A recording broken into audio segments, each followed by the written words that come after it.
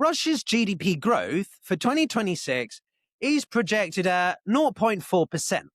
Not 4%, certainly not 14% like China in the 2000s, 0.4%. This is a country pouring half its entire government budget into military expenditure. Half of all civilian industrial subsectors now are in decline. Companies are competing for workers at war-inflated wages, borrowing at those rates of near 20%, and selling into a market where consumers are stretched, scared, and choosing the cash over credit. So the civilian economy is not growing. It is being quietly cannibalized by the military economy that sits right next to it. This is something I was alluding to in February, the idea of cannibalization in the Russian economy, but it's becoming so much more evident between the two types. Now, Russia has liquidated 71% of its gold reserves since the invasion began. Gold reserves are not a routine asset. They are the emergency buffer, the store of value you hold precisely because it can't be inflated away or sanctioned out of existence.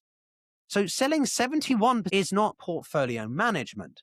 It is a government converting its last real financial cushion into operated cash to keep the war running. This is something else that I covered in a video back in November when the Russian government began really selling off its gold reserves in noticeable amounts.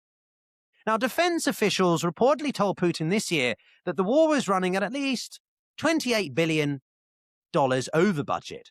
It is projected to overspend by a further $54 billion in 2027 and 2028. The territory Russia is acquiring, the Donbass, the southern oblasts, works out at approximately $90 million per square mile gained. $90 million per square mile of a neighboring country it was supposed to consume, occupy, take over, liberate in days. So at that rate, with 0%, a blown budget deficit, 71% of gold reserves gone, and a civilian economy where half of all sectors are shrinking, the question is not whether this is sustainable. It's not. It's the question of what breaks first and how badly. Now, there is one dimension of this crisis that receives less attention than inflation or debt, but may be the most structurally damaging of all. Because you can adjust interest rates. The Bank of Russia, Central Bank of Russia has been doing that. You can print money. They've also been doing that. But you can't conjure back a missing generation of workers. Russia is experiencing now the most severe labor shortage in its modern history. Close to 500,000 soldiers killed. Hundreds of thousands have been wounded.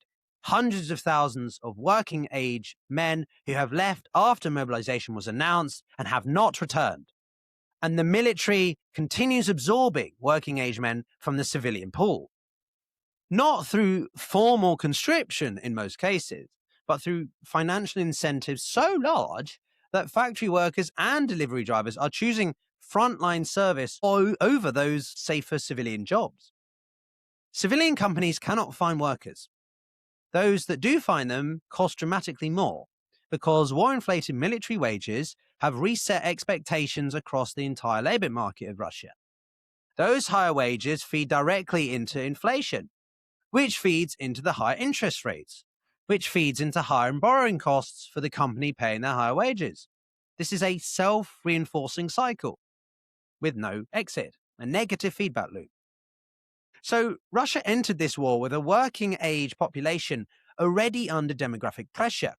It has accelerated that pressure dramatically, and the workers who are gone, dead, wounded, fled, or deployed will not be back. That is not a problem that the central bank can solve.